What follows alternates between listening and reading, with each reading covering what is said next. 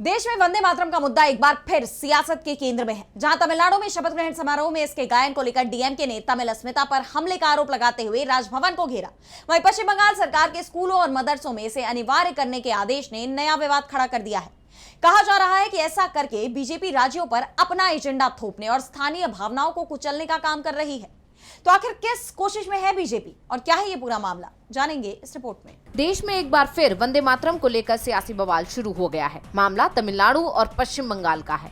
पहले बात तमिलनाडु की करें तो यहाँ सीएम विजय ने हाल ही में अपनी कैबिनेट का विस्तार किया। 23 नए मंत्री बनाए गए, लेकिन चर्चा मंत्रियों की नहीं हो रही है, चर्चा शपथ ग्रहण में बजाए गए गीत की हो रही है। दरअसल कार्यक्रम में तमिल राज्य गीत तमिल थाई बजतू से पहले वंदे मातरम बजा दिया गया। अब इस पर मुख्य विपक्षी पार्टी डीएमके भड़क गई है। पार्टी ने इसे तमिल संस्कृति और भाषा का अपमान बताया। आपको बता दें कि ऐसा दूसरी बार हुआ है। डीएमके का सीधा आरोप है कि राज्य सरकार गवर्नर के दबाव में है। गवर्नर पर बीजेपी के एजेंट की तरह काम करने का आरोप लग रहा है। सवाल ये है कि केंद्र सरकार आखिर चाहती क्या है? क्या राजभवन के जरिए राज्यों पर अपनी विचारधारा थोपी जा रही है? क्या इसके जरिए क्षेत्रीय भावनाओं को कुचलने की कोशिश है? वहीं पश्चिम बंगाल से भी कुछ ऐसी ही तस्वीर सामने आई है। बंगाल सरकार ने एक नया फरमान जारी कर दिया है कि अब राज्य के सभी स्कूलों और मदरसों में वंदे मातरम गाना जरूरी हो गया है। अब सवाल ये है कि बंगाल सरकार आखिर क्या साबित करना चाहती है? क्या वो ध्रुवीकरण को बढ़ावा देने में जुटी हुई है? इस फैसले से वामपंथी दल भड़के हुए हैं और हाईकोर्ट जाने की तैयारी में है। कुल मिलाकर तस्वीर साफ है।